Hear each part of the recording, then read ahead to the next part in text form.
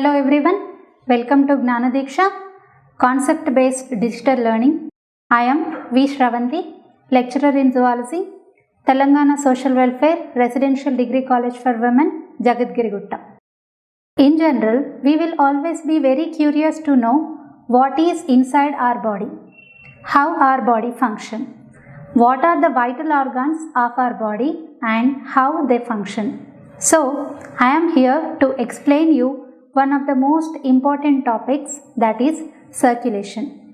As we all know that heart is the most important organ in circulation. So, from our childhood we are familiar with this structure of the heart. Still, in this session we are going to learn new things in detail. We are going to see the following learning outcomes in this session. What is circulation? What are the materials transported through circulatory system? Different types of circulatory systems, that is open type of circulatory system and closed type of circulatory system, and single and double circulation. And in this session we are going to learn structure of the mammalian heart, cardiac cycle, neurogenic and myogenic heart also. Let us know what is circulation. In order to carry out vital life processes, all animals require continuous supply of nutrients from digestive tract, oxygen from the respiratory tract for metabolism. Here we come across the term metabolism. Now you must be wondering, what is metabolism? The sum total of all the chemical reactions which occur in living organism is called metabolism. So, I am repeating this definition, the term metabolism. So, the sum total of all the chemical reactions which occur in living organism is called metabolism. For metabolism, nutrients and gases are necessary. At the same time, some waste materials are also produced during metabolism, like carbon dioxide, nitrogenous waste materials, etc. These materials should eliminate from the body, otherwise they become toxic or poisonous in greater amount. These materials are transported to each cell, and produced materials in cells are transported to respective systems. This process of transportation of materials is called circulation. Different animals have evolved with various methods of transportation. For example, protozoans are single-celled organisms, obtain their nutrients and oxygen from surrounding medium and eliminate waste materials into it. In sponges and cnidarians, water drawn from their surroundings circulate through their body cavity, which facilitates exchange of these substances. Complex and higher animals transport gases and nutrients through circulatory fluids like blood and lymph. Let us discuss what are the materials transported through circulatory system. The first one is nutrients. So these nutrients are from digestive tract. So in the digestive system, complex food materials are converted into simple molecules in digestive system by the process of digestion. These simple molecules are absorbed into blood in small intestine through villi. These nutrients are transported to target cell with this circulatory fluid. And the second one is gases. These are oxygen and carbon dioxide. So these gases are exchanged between the alveoli of lungs and blood capillaries by the process of diffusion. So what is diffusion? Diffusion is the transportation of materials from lower concentration to higher concentration. So here these gases are transported through blood from the lungs to tissues and vice versa. In the environment, from the air which comes from the environment, it has more amount of oxygen and less amount of carbon dioxide. In the blood, the oxygen concentration is less and carbon dioxide is more. So due to the principle involved in this diffusion, so here the waste materials are excreted or eliminated from the body like carbon dioxide and oxygen is entered into the body. And the third one is nitrogenous waste materials like ammonia, urea, uric acid, which are liberated during the metabolism, and these are transported to excretory organs like kidneys. And the last one is hormones. Most of the hormones are directly released into the blood from endocrine glands, and these are transported through the blood to the target cells. The higher animals have two types of body fluids like blood and lymph. Let us discuss our next topic, types of circulatory systems. So based upon the anatomical difference, there are two types of circulatory systems. One is open circulatory system and second one is closed type of circulatory system. So in the open circulatory system, what is the difference between these two types? Okay, so in the open circulatory system, the blood flows partially in blood vessels and partially in body cavities, which means flow of blood is not confined to vessels. It comes out of the vessels and flows in free spaces called sinuses or body cavities. Here the vessels are present, but some sort of blood, after some time the blood flows in free spaces. These sinuses are present around organs in the form of perivisceral cavity. So it is present around the internal organs or viscera, perirenal cavity present around kidneys, pericardial cavity around heart, perineural cavity present around nervous system, etc. So these spaces like perivisceral, perirenal, pericardial and perineural are collectively called hemocoel. Examples of organisms containing open circulatory system are arthropods, most of the mollusks except cephalopods. So in the cephalopods we can find the closed type of circulatory system. Other than this, most of the mollusks have this open type of circulatory system. Then the second one is closed circulatory system. What is closed circulatory system? In this, flow of blood is confined to blood vessels. So heart pumps blood to large blood vessels called arteries, which are further divided into branches called arterioles, which are again further divided into capillaries that passes to each and every cell of the body. So in the organs, the capillaries reunite to form venules, which join to form veins that bring the blood back to heart. In closed circulatory system, blood not flows in body cavities. It is bounded by blood vessels. Hence, it is called closed circulatory system. Based upon the physiological difference, there are two types of circulatory system. The first one is single circulation and the second one is double circulation. Let us discuss each one. In the single circulatory system, the blood flows through the heart only once during a cardiac cycle. What is cardiac cycle? Here, one complete contraction and relaxation is known as cardiac cycle. So, the organisms which show the single circulatory system are fishes. In fishes, heart pumps blood to gills. Here, gills are the respiratory organs where it absorbs oxygen and releases carbon dioxide. From the gills, the blood flows to the organs and tissues of the body, supplies oxygen and takes up carbon dioxide and returns to heart. In double circulation, let us discuss the second one. So, the blood flows through the heart twice in a cardiac cycle. So, the examples for the organisms which show the double circulation are birds and mammals. Here, two circuits are present in double circulation. Here, the circuit means pathway of blood flow, how the blood is flowing. So, the first circuit is pulmonary circuit and the second one is systemic circuit. In pulmonary circuit, the deoxygenated blood from tissues received by heart is pumped to the lungs where exchange of gases occur and oxygenated blood returns to heart. This circulation between heart and lungs is known as pulmonary circulation and the pathway is known as pulmonary circuit. And the second one, in the systemic circulation, the oxygenated blood is pumped by the heart to organs and tissues where oxygen is released and carbon dioxide is absorbed. Deoxygenated blood returns to heart. This circulation between heart and tissues is known as systemic circulation, and the pathway is known as systemic circuit.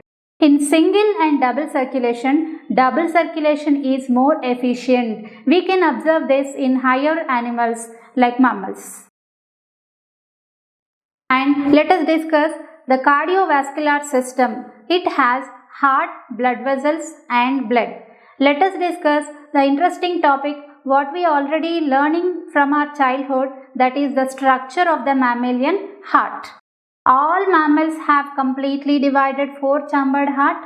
It is a pumping station of the body. It is a chief pumping organ of blood vascular system. It is a pulsative organ. Continuously it is rhythmic. It is derived from embryonic mesoderm. In the embryonic stage, it is originated from the mesoderm. There are 3 layers are there: ectoderm, mesoderm and the endoderm. So among these, from the mesoderm, the blood vascular system originates. It is situated in the thoracic cavity, in between 2 lungs, slightly towards left side. The exact location of the heart is known as mediastinum. It is the size of clenched fist of a man. It is cone-shaped structure with pointed bottom and broad apex. So this is the picture that explains the structure of the heart. If you observe this picture, you can able to identify the parts like auricles, ventricles, pulmonary arc, systemic arc, etc. So let us start. So externally, the heart is protected by double layered membrane called pericardium. The outer layer is fibrous pericardium and inner layer is serous pericardium. This serous pericardium again has 2 layers, that is outer parietal and inner visceral layer. The parietal layer is fused with fibrous pericardium. Visceral layer attached with surface of heart and forms epicardium. The 2 layers are separated by space is pericardial space, which is filled with pericardial fluid. This fluid is responsible to protect the heart from external shocks and injuries, and also it reduces the friction during the contraction and relaxation. And the wall of the heart is made up of 3 walls, that is outer epicardium, middle myocardium, it is a thick layer of cardiac muscle, and the inner endocardium, it is a thin layer of endothelium. So here layers are different, walls are different. The thickness, it is due to the wall. So out of the wall these layers are surrounded. So here we can observe the difference between this wall and the layer. This is the internal structure of the heart. So if we observe the internal structure of the heart in detail, there are major parts of the heart are atria, these are also called auricles. Second one is ventricles, third one is nodal tissues, and the fourth one is aortic arcs. Externally, auricles and ventricles are separated by a transverse groove called coronary sulcus. Auricles, these are the anterior chambers of the heart. They are small and they have thin wall. 2 auricles internally, they are separated by interauricular septum. It prevents the mixing of oxygenated and deoxygenated blood. In the fetal heart, auricular septum has small pore. It is called foramen ovale. At the time of the birth, this pore closes normally when the lungs become functional. Later, it is represented by a depression is called fossa ovalis. If it does not close properly, it is called patent foramen ovale. That is nothing but hole in the heart. The auricles are the receiving chambers. The right auricle receives deoxygenated blood from different parts of the body through superior vena cava or precaval vein and inferior vena cava or postcaval vein. Superior vena cava receives blood from head, forelimbs and thoracic cavity. Inferior vena cava receives blood from hind limbs and abdominal cavity. Heart receives blood from coronary sinus. The left auricle receives oxygenated blood from the lungs through a pair of pulmonary veins. So here we are hearing the word that is vein. In general, all veins carry deoxygenated blood except pulmonary vein. All arteries carry oxygenated blood except pulmonary artery, because in the lungs the oxygenation process occur. It is like a filling station. So the arteries, those who are going to lungs, have deoxygenated blood, and those are coming out of the lungs, they have oxygenated blood. So the right auricle opens into right ventricle through right auriculoventricular aperture. It is guarded by tricuspid valve because it has 3 cusps. And the second one, the left auricle opens into the left ventricle through left auriculoventricular aperture. It is guarded by bicuspid valve, or it is also known as mitral valve. It has 2 cusps. And the next part is ventricles. For that, blood has more pressure. To bear the pressure, ventricle muscles are thicker.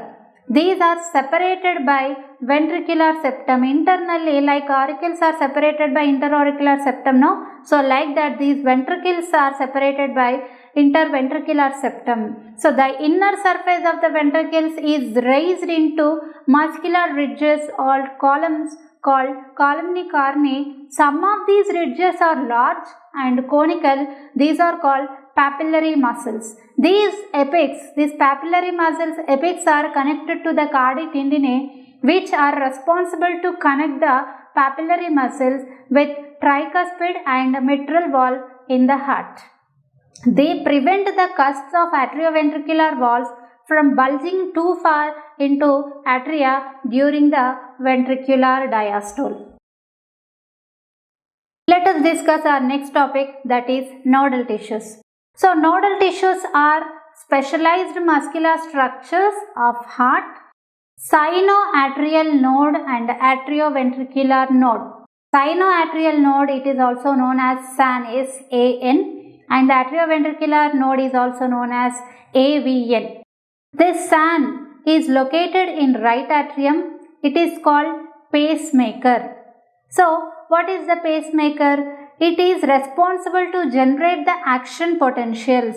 So in the higher animals, in the mammals, this SAN is responsible to generate the action potentials without any external stimuli.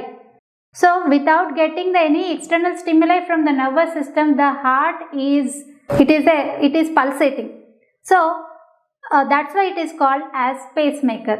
And the atrioventricular node, located in the lower left corner of the right atrium, it electrically connects the atrial and ventricular chambers. A bundle of nodal fibers called atrioventricular bundle continues from AVN into interventricular septum, divides, and they are transported into right and left branches. These branches gives minute Purkinje fibers extend into walls of the ventricles. And let us discuss the aortic arcs. There are 2 aortic arcs. The first one is pulmonary arc and the second one is systemic arc. Pulmonary arc arises from the right ventricle and splits into right and left branches and carry deoxygenated blood to the lungs. Its opening is guarded by pulmonary semilunar valve. And the second one is systemic arc.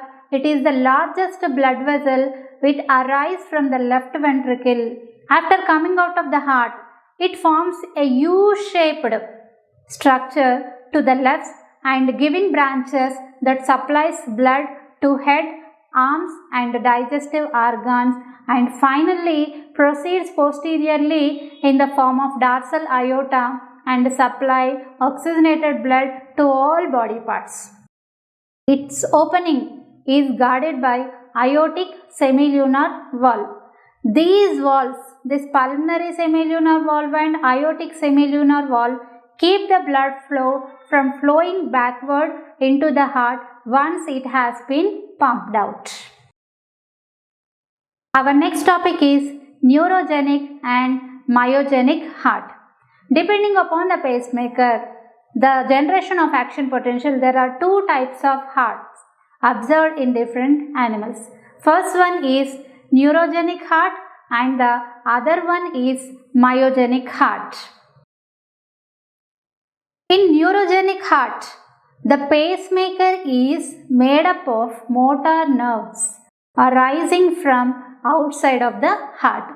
A group of nerve cells form a cardiac ganglion and control heartbeat.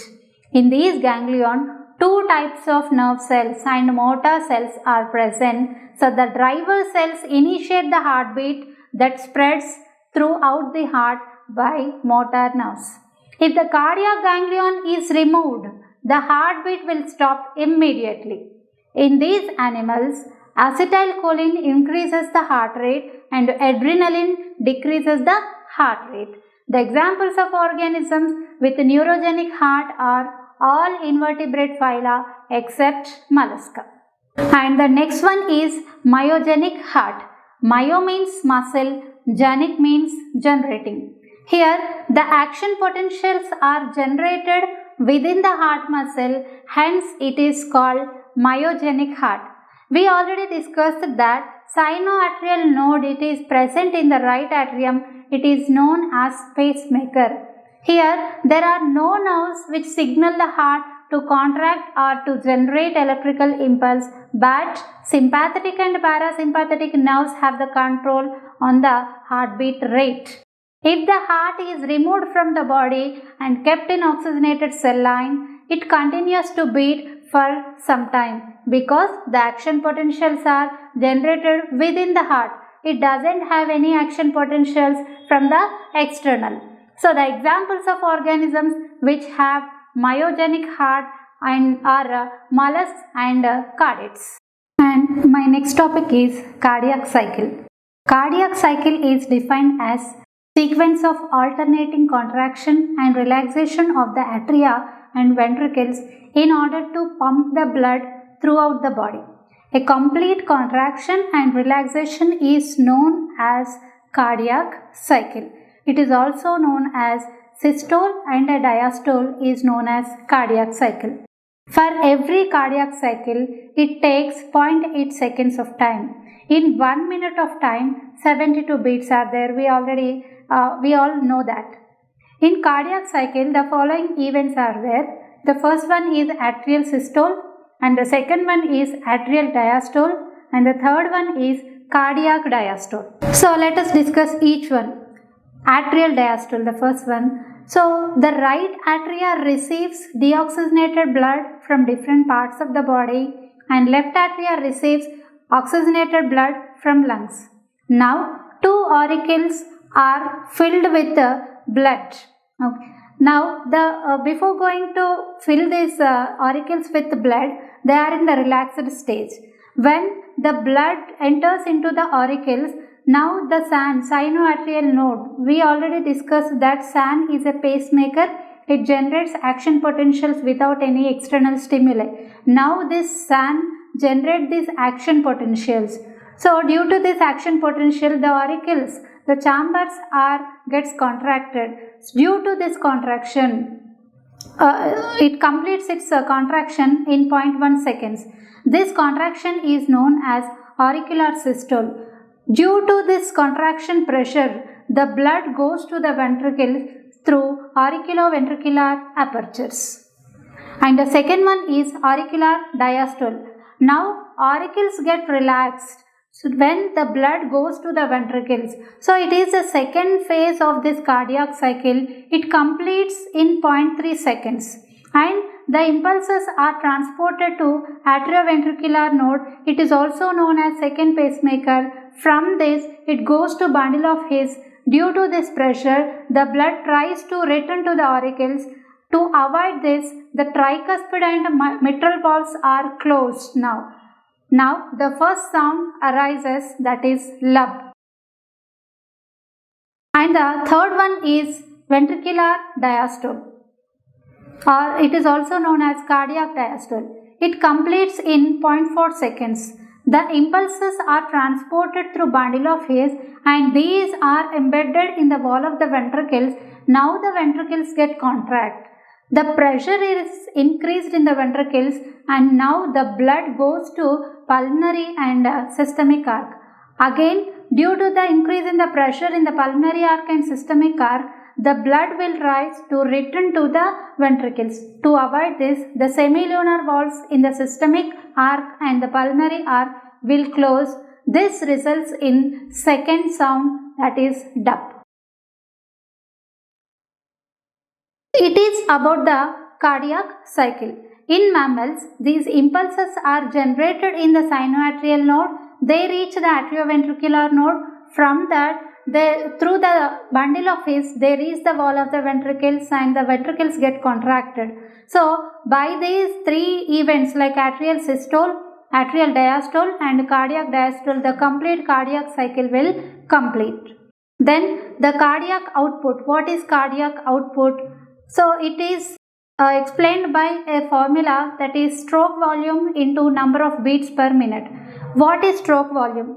The total blood that comes out from the heart in a cardiac cycle, that is known as stroke volume. So, here stroke volume is 70 ml per a beat. So, here per minute there are 72 beats are there. So, this 70 stroke volume 70 is multiplied with the number of beats, that is 72, that will lead to 5040 liters per minute. So, nearly the 5 liters, the total blood of a person that will transport through the heart in a 1 minute of span. In mammals, impulses are generated in sinoatrial node. They reach the atrioventricular node. From that, through bundle of hairs, they reach the wall of the ventricles. Through these and complete cardiac cycle that will complete. Okay. The lub sound. Here in the cardiac cycle we can able to hear two sounds. That one is lub and the second one is dub. The lub sound will generate when tricuspid and mitral valves are closed. And the dub sound will generate when pulmonary and systemic valves are closed. So, what is cardiac output? So, here there is a formula to explain about the cardiac output, that is stroke volume into number of beats per minute. So, here what is stroke volume? The complete blood comes out from the heart in a cardiac cycle, that is known as stroke volume. Here the stroke volume is 70 ml and number of beats per minute is 72. So, we have to multiply this 70 into 72, that is 5040 liters. So, nearly 5 liters, the total blood of a person that will transport through the heart in 1 minute of time. Let us sum up all the points what we learned so far in this session. So, we discussed about the circulation. So, circulation is transportation of materials in the living organism. And we already discussed that open type and closed type of circulation. In open circulation, blood flows in free spaces, and closed circulation, blood flows in blood vessels. We also discussed that single circulation and double circulation. In single circulation, blood flows through heart only once during a cardiac cycle. The examples which have the single circulation are fishes. And in double circulation, the blood flows through the heart twice in a cardiac cycle. The examples of the organisms which show double circulation are mammals. And we also discussed external structure of the heart, like the walls of the heart, epicardium, myocardium and endocardium, and the outer layer, parietal layer and serous layer, and pericardial fluid, like that. And we also discussed the internal structure of the heart, like auricles and the auricles and their important parts like interatrial septum, foramen ovale, fossa ovalis, patent foramen ovale, atrioventricular apertures, tricuspid valve and bicuspid valve and their importance also. And the posterior chambers of the ventricles and their parts like papillary muscles, columni carni, carda tendinae, like that. And nodal tissues, sinoatrial node and atrioventricular node and their importance. And we also discussed aortic arcs, pulmonary arc and the systemic arc and their function. And we also discussed about the neurogenic heart and myogenic heart, what is the importance of that and what are the examples for that. And we also discussed about the cardiac cycle in this session. So I hope you have understood the topic quite well. As a student of science, we should always be very inquisitive to know more than what we learn, for which I would like to give you an interesting activity. Collect the information about recent advancements in the medical field of cardiac treatment such as heart transplantation, stents, angiography, like that, etc. And stay safe. Thank you.